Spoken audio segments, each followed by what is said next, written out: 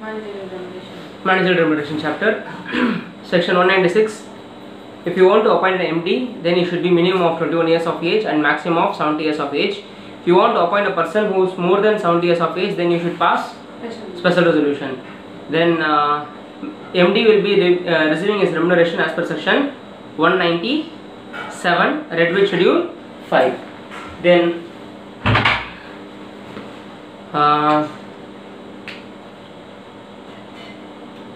if the company is having a MD, then they can have whole-time director, but they cannot have manager. Okay, the company can have more than one MD, or they can have MD with whole-time directors. Okay, but they cannot have MD with managers.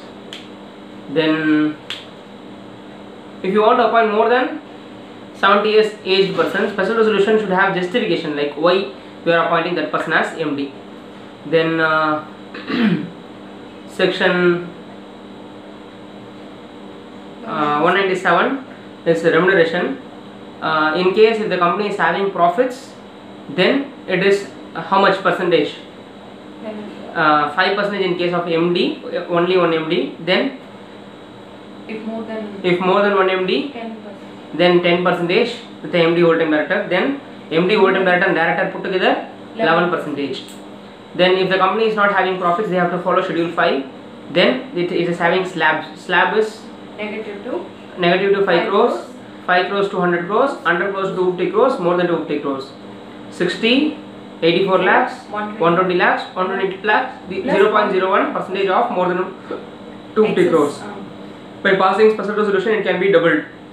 More than that, if they want to go, then central government approach should be there. Amendment was there, okay, but amendment is not yet implemented. That central government need not be go to central government. This is an amendment, but amendment is not implemented. So you should write central government, you should go. If you are going to central government, then you have to comply with section 200 and 201. Okay. Then professional capacity. In case if director is receiving, MD is receiving remuneration professional capacity, then they are exempted. Directors, MD and all, professional capacity. See, generally directors will be receiving in professional capacity. Okay, it's exempted.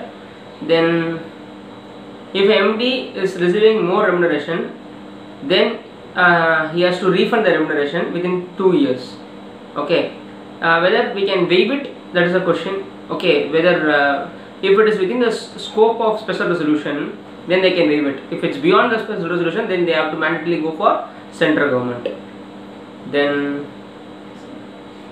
section 1 disclosure. Then section 198 is net profit calculation. So they will not ask you to calculate net profit and all, because it is IPC portion. 199 is recovery of remuneration. In case the financial statement is getting revised under section 130, 131, in that point of time, if your profit is okay, if you have received excess remuneration, then you have to refund it. Means like require that. Then section 200, 201 is approaching central government for getting the additional remuneration.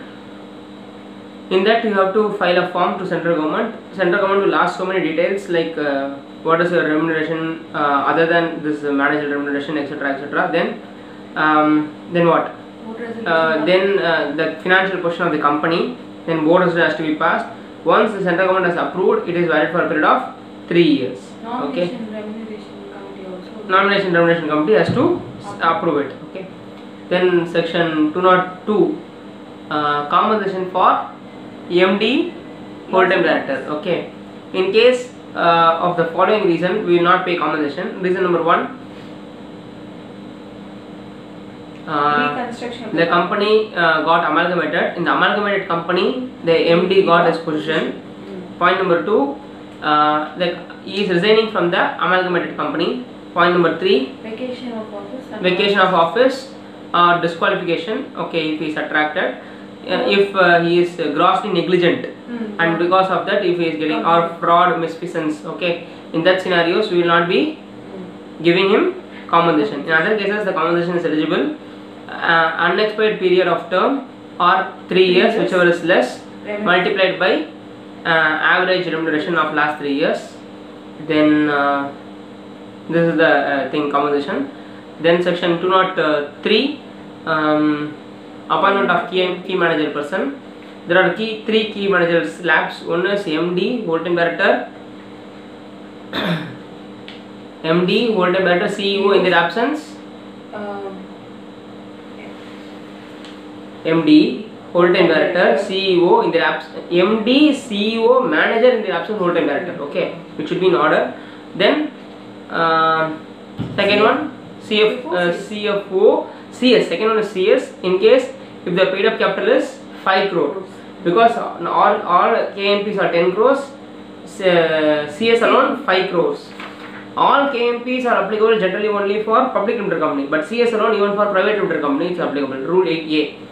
Then for CFO 10 crores paid up capital. Then once a person is appointed as key manager person for one company, he cannot be KMP for any other company unless otherwise it is a subsidiary company.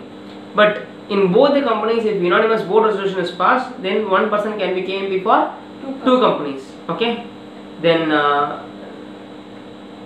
vacancies to be filled within 6 months. It is exempted for government companies. Then 204. What is 204? Secretarial audit. Bigger companies to have secretarial audit. When it is applicable? Listed companies and public company having paid up capital 50 crores or more, turnover 250 crores or more. Secretarial standards has to be followed.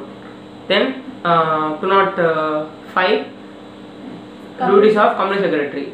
What is the duty of the company secretary? To conduct board meetings, to make sure to conduct board meetings, to comply with the company's act, secretarial standards, to maintain the minutes book and other registers. Okay.